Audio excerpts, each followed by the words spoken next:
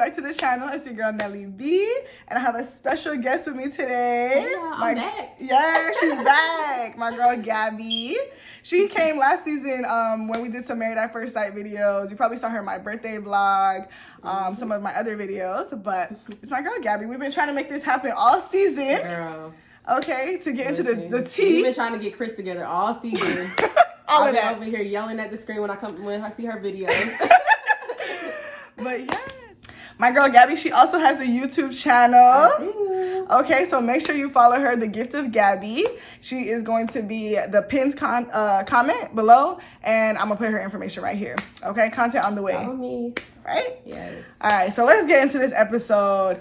Y'all, last week I did not post. I was out of town, but you know, I know y'all know what happened, so we're gonna just move on and just forget that. Okay, what episode is this? 10? Yeah, I think it's 10. Is it 10 or 11? I think it's 10. Okay.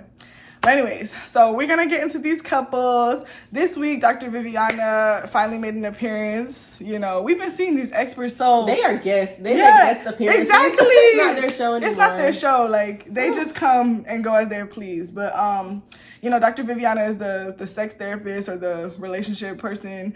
And so she met with all of the couples to just talk about their, you know, intimate life, their sex life. She sent them different activities. So, yeah. We are going to start with Ryan and Clara, and then we'll jump into all these couples, all right?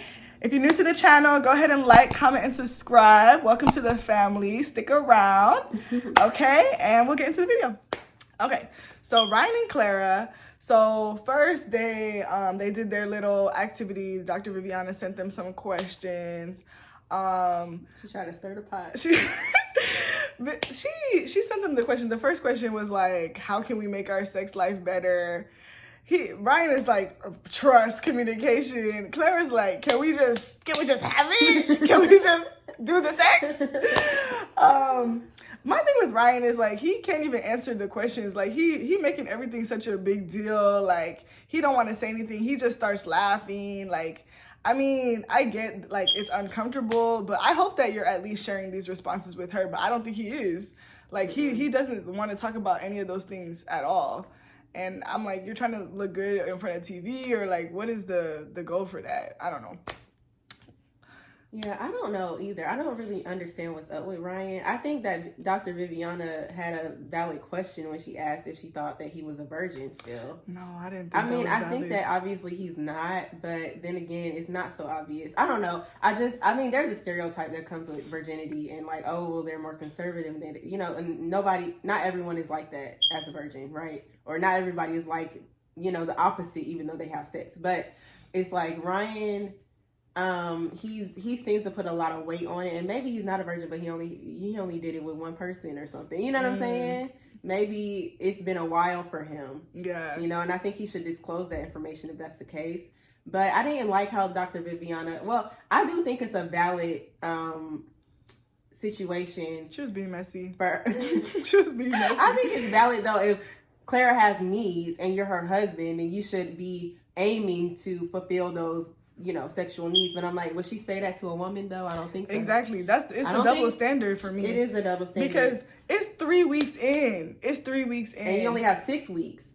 First of all, why is 8 weeks? Oh, 8 weeks. 8 weeks. But even so, it's like, it's 3 weeks in. If he doesn't want to have sex just yet, like if this was a normal relationship and they hadn't had sex by this point, it would not be this much of an issue. Like, I mean, for her to question, like, if he's had sex before just because he's not trying to pounce on Clara, that's problematic. That's problematic. But, I mean, I guess, like, he's giving signs like he's not confident, so she had to be like, well, has he had sex before?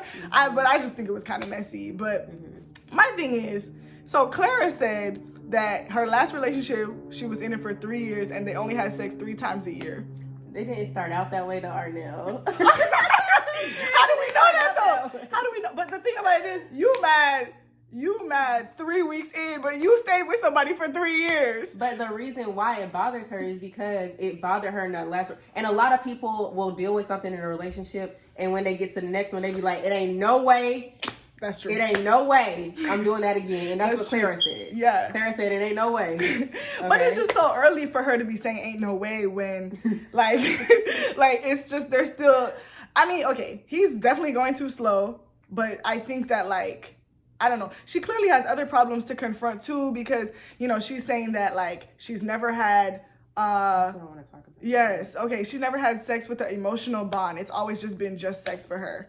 That's wild. Yes, but addressing that was very sad to me. It was very melancholy when she started to talk about that, because I don't know if she thinks about that, and I think that she probably avoids thinking about it because it bothers her, because I could tell that that's why it bothered me, is because I could tell that it bothered her, you know, and I think that it also bothered him because he's like, what do you mean? Like, you know, and he probably is thinking, I don't want him to judge her for that. And I also feel like that's surprising to me, because Clara is somebody that seems to feel things so deeply. Yeah, and she says she falls in love all the time. And she says that she, you know, even if she's not like the deep, or she doesn't want to talk about things that are deep, you can tell she's very sensitive. Yeah. And it's very strange to me that she's never, you know, had that experience of having an emotional bond with somebody sexually when she seems to be so sensitive and, you know, so I feel like that's kind of, and I hope that she doesn't psych herself out and eliminate that possibility with Ryan, with her husband, whoever it is, if it's Ryan or it's going to be somebody else.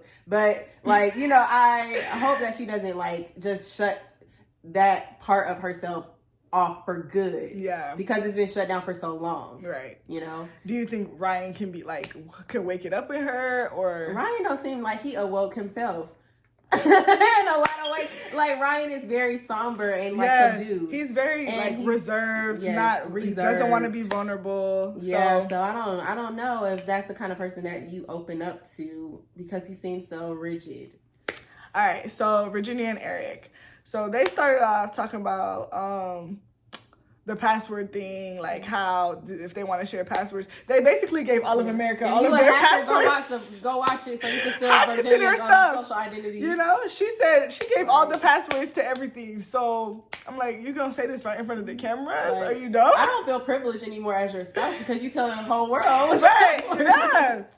But I think it's good that he said you can go through my phone anytime or whatever. I hope that she would say the same.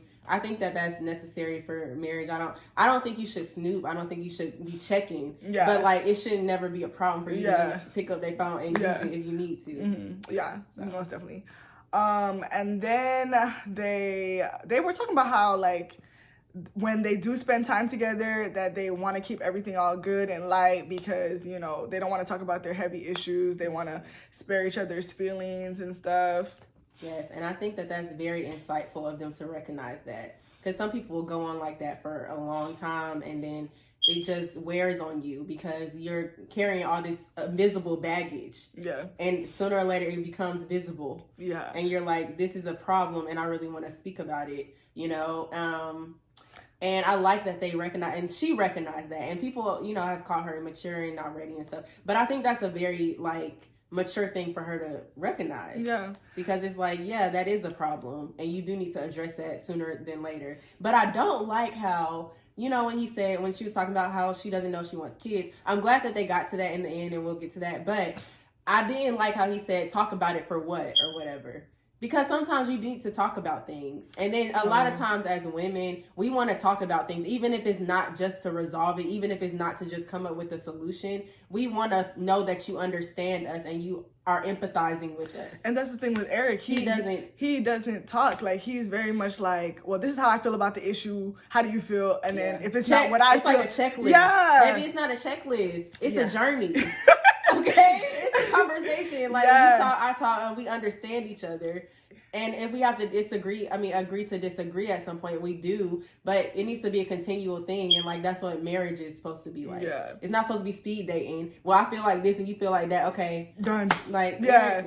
Listen. No. Erik, all these, your 15 days off a month, you need to use that to listen to your woman. Yeah. But my thing is, like, when they were talking about it, he was very quick to be like, oh, that's her issue. That's my issue. Like, he's always so dismissive. He's always so quick to call it quits. He's like, oh, if she does this, I'm done. If she doesn't want to do this, I'm done. Like, but you know why, though?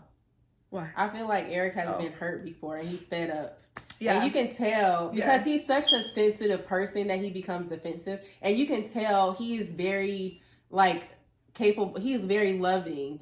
You know what I'm saying? And I feel like he loved the wrong person one time too many. And it really, like, made him be like, oh, well, I need to be, like, you know, I need to protect myself. Yeah. And I need to not waste any more time because I'm getting, you know. So, and that's why that's what landed him here in this situation, you know. But I like that. But I did like when they opened up to each other at the end. I think that was very good. I think if they keep on that track, which is going to be difficult because being vulnerable, especially with somebody that you barely know, is difficult. Right. But I think that if they really put serious effort into that, then it will do them well. And I like that we got to know Virginia a little bit better. Yeah. Because people be ragging on her and her drinking and stuff. But I see why. She didn't drink this episode, She didn't drink.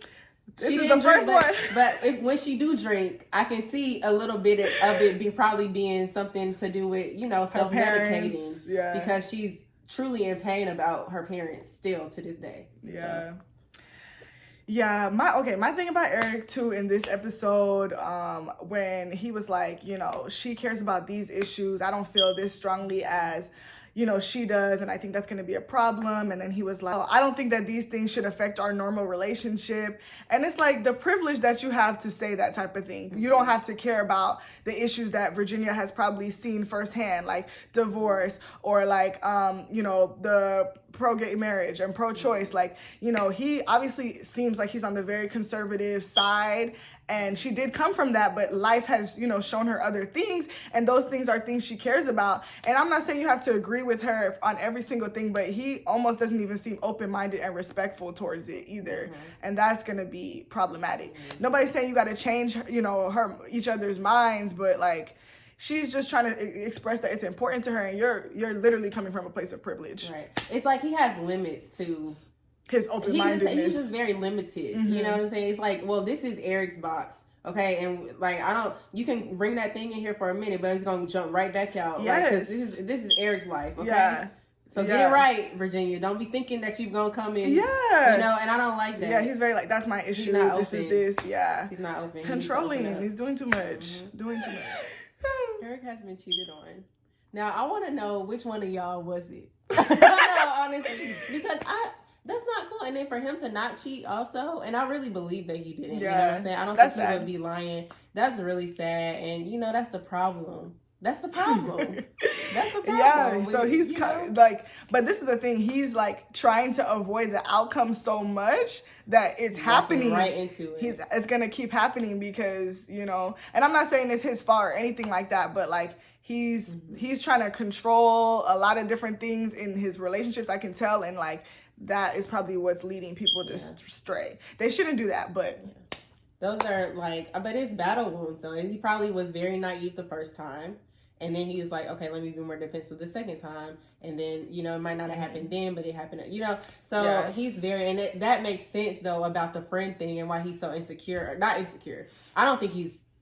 I wouldn't say that, but that's why he's so cautious and hyper vigilant about that kind of stuff. Because he's like, oh, well, it could happen that way. It could happen this way. And so it's just really hard for him to relax. It's really hard for him to relax. That's probably why he don't care about nothing else. Because he's too busy worrying about her male friends. Yeah. You know?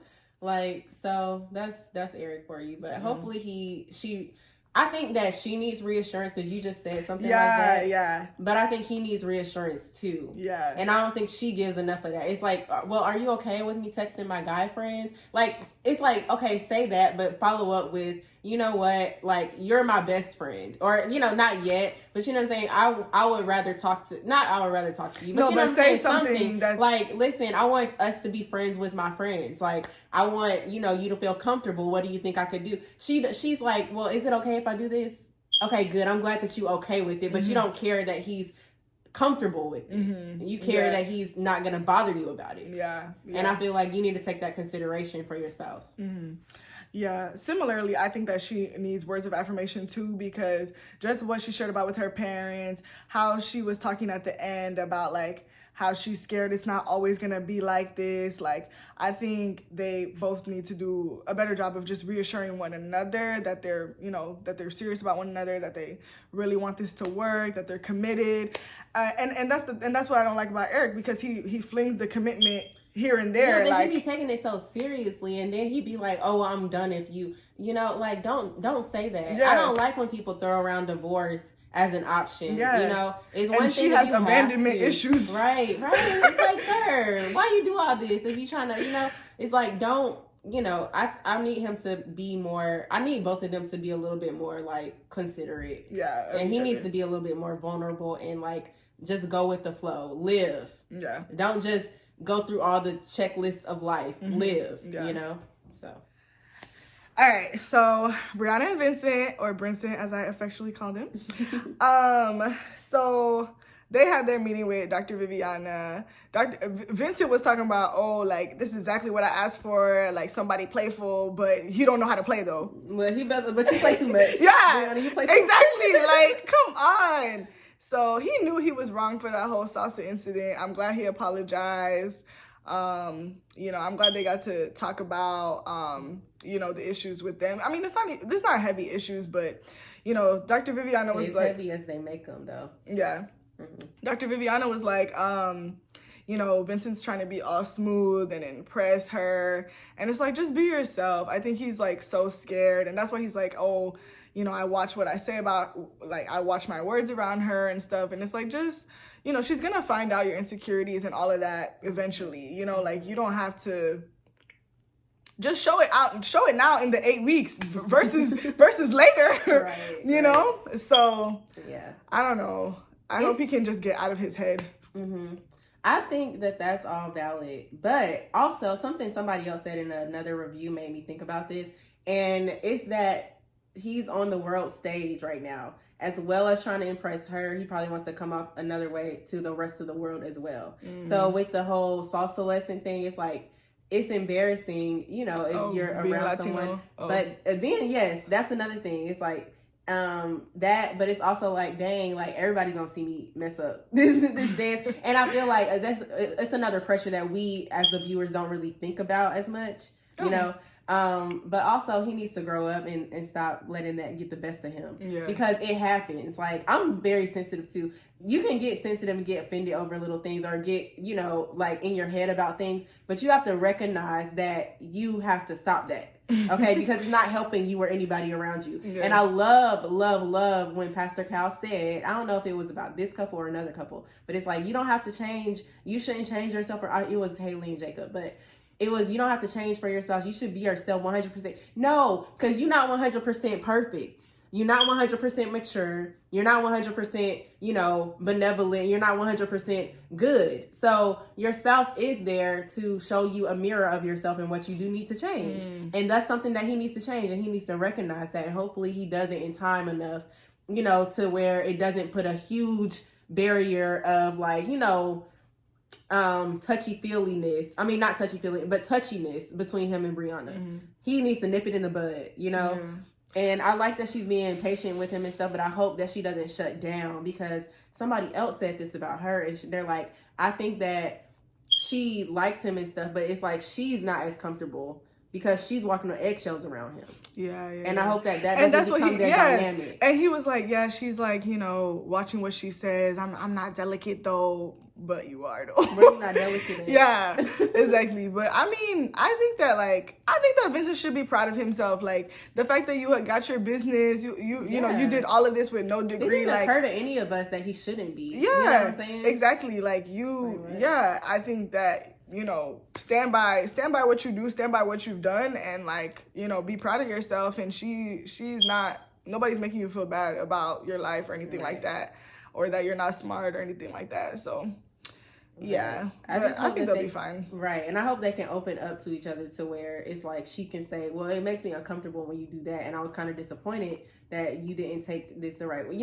I mean, I don't want her to be taking on the responsibility of his feelings all the time, to the point where she's more responsible for them than he is. Ooh. I don't want that to happen, because that can be a burden and you're going to get fed up with it. And I really hope that he takes more responsibility. And he says, look, baby, I'm not trying to have you have to babysit my feelings all the time. I want to be able to enjoy myself in any given situation when I'm with you, especially when you make an effort to do something for fun, me. yeah. So I need them though to recognize that, but I think they will. I think he will, and I just need him to like make sure that Bree understands that he making them changes that he need to make. All right, so Jacob and Haley. Now, they. I don't even. Yeah, it's a mismatch for me. It's a high heel and like a skateboard shoe. It's like it's a mismatch. I don't know, but okay. So they had Dr. Viviana's session, and they did their little questions and stuff. I think that Jacob is always like, Jacob blames where they are. Like, he takes no responsibility for where they are. It's always Haley. Like, it's always like, oh, well, she didn't communicate this. You know, like, I just feel like he takes no ownership. And I'm not saying Haley is like completely scotch-free, but I just wish that Jacob would recognize that he's not the easiest person to be with. You know, like, you're not, you know, I don't know. Yeah. You know what? It's funny. Last week I was thinking, I was like, are Haley and Jacob becoming the new, what's their name? Henry and Christina? No, Miles and Karen. Miles and Karen? Because a lot of people have been defending Jacob. And here's the thing. I see both sides, because if it was me matched with Jacob, I would be highly disappointed. Because I see he has his stuff together. He's a good man. You can tell that. However, it's too much. Like the personality and the personality doesn't even it does, like, okay, if you told me there was somebody that was obsessed with the 80s and had a beach in their backyard and all that, I would expect a bigger personality than what Jacob has. But it's like, you have the obsession without the personality. And it's like kind of, it's kind of off-putting, yeah. You know what I'm saying? So it's like somebody said in the Bald and the Beautiful review, there was like, it's cool if a man says like, oh, I love cars, and he has 2 cars. But like, why your sofa gotta be a hubcap? Why you gotta have pictures of cars everywhere? You know what I'm saying? Why you know what I'm saying? It's just too much. Yeah. And that just comes off very dorky, not just nerdy, which is like, I'm just really into this thing, but it comes off a little bit dorky, and I can see why it's not attractive to her. Yeah. And she's beating herself up because she's like, I usually connect with people, and she's like, oh, like, I've been putting in too much work. I don't know what she meant by that, because I'm like, all you did is buy him some clothes. I thought that was thoughtful, but I think, continue your point first. No, that's all I'm saying, because it's just like, you know, I just feel like they're not gonna get anywhere. I just don't feel like the connection is there. Yeah, she doesn't like him at all, and I feel like he recognizes it. He don't want to waste time, and I think that. But I don't think Haley's an angel either, because there's some people who've been single for a long time, you know what I'm saying? And it's okay, you know, and it's not really a red flag. It's not really anything behind that. But I don't think she's one of those people. I think that she really shuts herself off, because like you said, we were talking about this before, and you were like, she seems pretty normal. Like, why hasn't she, you know, found, because she didn't need this. Yeah, she didn't need this show. You know, and I just feel like, and I think now she knows that. She knows she didn't need this show. Yeah, but it's like, I don't think that she's really like open to anybody, you know, but it's like, I mean, she's not open to just anybody, and I feel like Jacob is kind of in the just anybody category, but I feel like she's not open to anybody else either. So it's something that it's both. It's like, it's not you, it's me, and it's also me and not you. You know what I mean? It's also you and not me. You know what I'm saying? It's like, I got issues, and I also don't like you. Period. So it's a double mismatch. Yeah. But it's just not, they're just not getting along. So, you know, because with the whole activity, so Dr. Viviana was like, I want you to like kiss her goodnight, kiss her good morning, da da da. And he's like, oh, are you going to be comfortable with that? He'd be overanalyzing. Yeah, he'd be overanalyzing, and he'd just be rude. Like, he says whatever he can to ruin the moment. It's like, you already know that she's not comfortable with it, so why you want to put her on blast all of a sudden? Why are you trying to pick on her? And it's like, again, you blame her for where everything is at. Because you're like, in your head, everything was perfect the first 3 days until, you know, she stopped communicating, until, you know, they had sex, da da da. And she admits that, you know, she doesn't really think she should have done that, blah blah blah, but it's like, it happened, and it is what it is. You know what, I think that Jacob is very logical and not intuitive, and he needs some intuition. He needs to read her signals. He not just a low key single, but like he needs to see, oh, she's uncomfortable. She didn't get that joke. Let me make a different kind of joke. Let me like, but his tickle her or something. Is she not laughing? Like, you know what I'm saying? But his friend said like he's a straight shooter. He doesn't catch cues. But just like just like Pastor Cal said, you got to change that up sometimes. If your humor is not landing, 40. He not gonna change. You know what? He not gonna change, and that's the thing. And them poor dogs gotta live together. No, the thing about it is, and then it's like, okay, so she said, you know, do the activity. They're not even sleeping in the same bed. The man gets into the same bed as Haley. He's trying to get this show on the road. He's like, oh, no spooning, no goodnight kiss. Boy, you just got invited to my bedroom.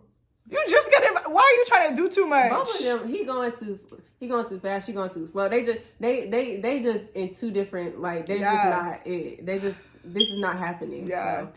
And I think that he values being right over being respectful. Like, he always just, like, is like, well, you did this, and, like, just try to listen. Try to listen. That's why, and see, that's the kind of thing that happens when you've been single for that long. Sometimes you're not, like, adaptable. You're not adaptable. You're not flexible. Yeah. You're not open. You like, well, you just need to hurry up and come on and be my wife right quick. Yeah. You know, and you need to try to put more effort into getting to know Haley as a person. Exactly. And she needs to let her image of what she wanted go, because that ain't never came for her. Well, but it could come for her because she didn't need this show, and she's thinking about what she's gonna do after the show. Where she's gonna go find somebody else. I don't know what she's been doing for all that time, but it's okay. Whatever. She was traveling. She was about to live in Australia, doing her stuff. It didn't work out. Okay, let's go. Okay. Deep breath.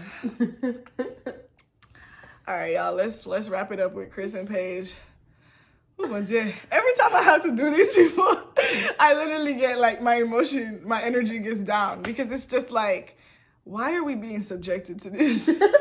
Why are we done to this? Right. What kind of TV is this? The secondhand humiliation. Yeah. Of it all. All right. So, last week they decided to, do a reset or whatever. I don't know how or why. So, but Paige literally says since they had that conversation that she called him and went straight to voicemail. She hasn't heard from him. The man rolls into the house all nonchalant. He's like, yo, like, is that your bro? Mm-hmm. He's so, like, he's on his phone, does not care, no energy. And she's like, well, you look nice, da-da-da-da-da. I'm like, the man has never complimented her, unless, like, she's complimented him first or something like that. Mm-hmm. But anyways, yeah, so then they have Dr. Viviana's meeting, and Dr. Viviana is like, she's literally, wanting the bare minimum. And what did Paige want? Tell the people what Paige wanted. she wanted just like for them to just start talking more, like phone calls and FaceTime. He was like, oh, well, we can go out, we can do things. I don't know what he had against that. Like, I think that he wanted to mess around. I think he wanted to do something physical.